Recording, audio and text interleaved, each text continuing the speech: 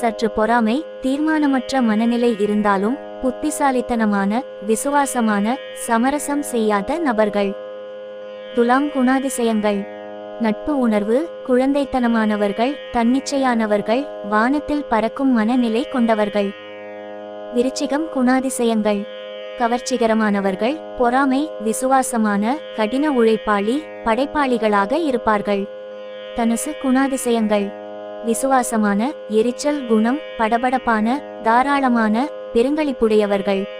மகரம் குணாதிசயங்கள். அன்பானவர், வேடிக்கையான, கருணை குணம், சற்று சந்தேகத்திற்குரிய, தன்னிச்சையான மனநிலை கொண்டவர்கள். கும்பம் குணாதிசயங்கள்.